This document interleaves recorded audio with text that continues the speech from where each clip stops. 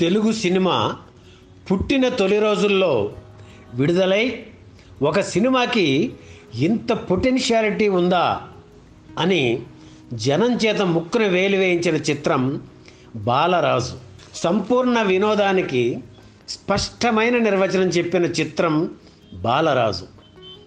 ఒక సినిమా తమకు నచ్చితే ప్రేక్షకులు ఎంతగా బ్రహ్మరథం పడతారో, వసూళ్ల వర్షం కురిపిస్తారో చెప్పడానికి 75 ఏళ్ల క్రితం విడుదలైన ఈ బాలరాజు సినిమా మంచి ఉదాహరణ. తెలుగు సినిమా పుట్టిన తొలి దశలో విడుదలైన బాలరాజు వసూలు చేసినట్లుగా మరే చిత్రం వసూలు చేయలేదని ట్రేడ్ పండితులు చెబుతారు. నట సామ్రాట్ అక్కినేని నాగేశ్వరరావును హీరోగా వెండి తెరకు పరిచయం చేసిన దర్శక నిర్మాత ఘంటసాల బలరామయ్య నిర్మించిన సినిమా ఇది బాలరాజు. అక్కినేనికి ఇది 6వ చిత్రం. బాలరాజు ఆయనకు స్టార్ ఇమేజ్ తెచ్చింది.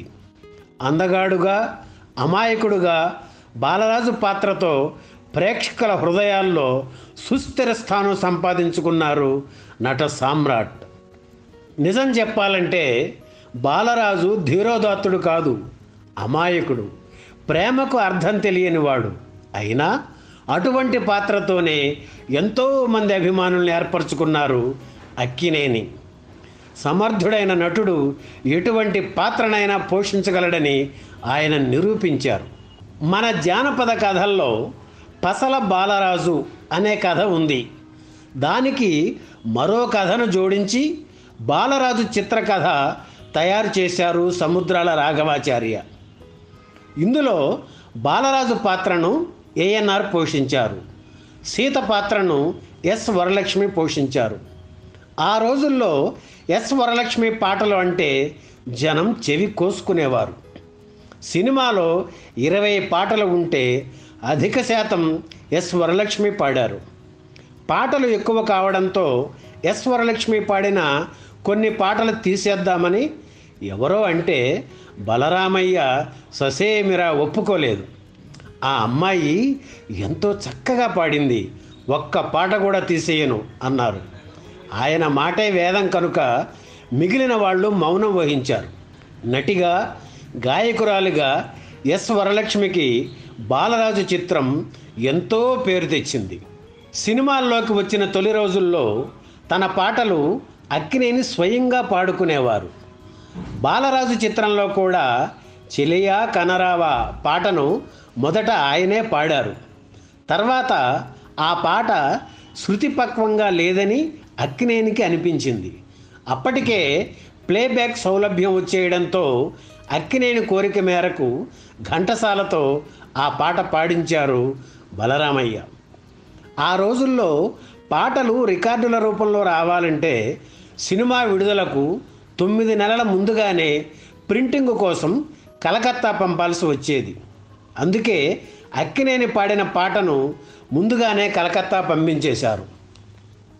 దీనివల్ల సినిమాలో ఘంటసాల గాత్రం, రికార్డుల్లో అక్కినేని గొంతు విని జనం థ్రిల్ అయ్యారు. ఈ చిత్రంలో యక్షకన్యగా అంజలీదేవి నటించారు. చాలా చిన్న పాత్ర ఇది. సినిమా మొదలైన అరగంటలోనే వచ్చి వెళ్ళిపోయే పాత్ర ఇది. తీయని వెన్నెల రేయి అనే పాటకు అంజలీదేవి చేసిన నృత్యం ప్రేక్షకుల్ని విపరీతంగా అలరించింది. ఈ పాటను ఒక్కలంక సరళ పాడారు.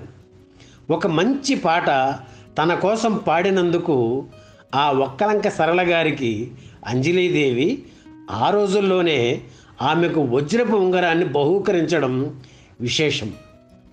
బాలరాజు చిత్రంతో టాప్ కమెడియన్గా ఎదిగారు కస్తూరి శివరావు. అప్పటి వరకు చిన్న చిన్న వేషాలు వేసిన ఆయనకు ఈ చిత్రంలోని యలమంద పాత్ర మాస్ ఆడియన్స్కు దగ్గర చేసింది. తెరపై ఆయన కనిపిస్తే చాలు జనం ఆనందంతో కేరింతలు కొట్టేవారు. బాలరాజు షూటింగ్ మొత్తం మద్రాసులోని న్యూ టౌన్ స్టూడియోలో జరిగింది. అడవి నేపథ్యంలో వచ్చే సన్నివేశాలను 10 రోజుల పాటు అడవుల్లో చిత్రీకరించారు. కానీ రిజల్ట్ సరిగ్గా లేకపోవడంతో స్టూడియోలోనే సెట్ వేసి ఆ సన్నివేశాలను మళ్ళీ చిత్రీకరించారు. 1948 ఫిబ్రవరి 26న బాలరాజు చిత్రం విడుదలయ్యింది. ఇది పేరుకి జానపద చిత్రం అయినా ప్రేమ ఇందులో ప్రధాన ఇతివృత్తం. ప్రేమ సర్వాంతర్యామి, ప్రేమికులను ఎవ్వరూ విడదీయలేరు అనే పాయింట్ను ఆకట్టుకునే విధంగా చెప్పారు దర్శకుడు బలరామయ్య. బాలరాజు చిత్రం అక్కినేనికి ఎంతో పేరు తెచ్చింది.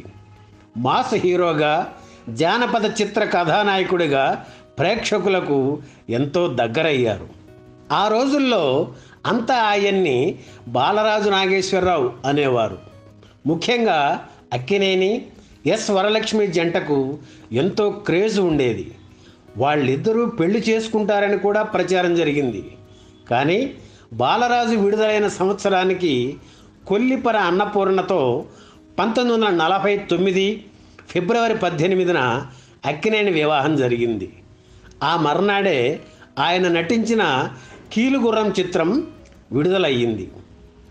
ఇక బాలరాజు బాక్స్ ఆఫీస్ విషయానికి వస్తే 69 కేంద్రాల్లో 100 రోజులు, 26 కేంద్రాల్లో 25 వారాలు, 13 కేంద్రాల్లో 200 రోజులు ఆడింది.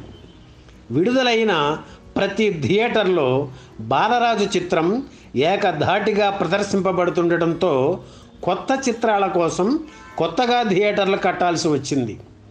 పల్లెల నుంచి జనం బాలరాజు స్పెషల్స్ అని ఎడ్లబళ్ళు కట్టుకుని థియేటర్లకు వచ్చేవారు. స్వర్ణోత్సవం జరుపుకున్న తొలి జానపద చిత్రం బాలరాజు. ఈ వీడియో మీకు నచ్చితే లైక్ చేయండి, షేర్ చేయండి, వెంటనే సబ్స్క్రైబ్ కూడా చేయండి.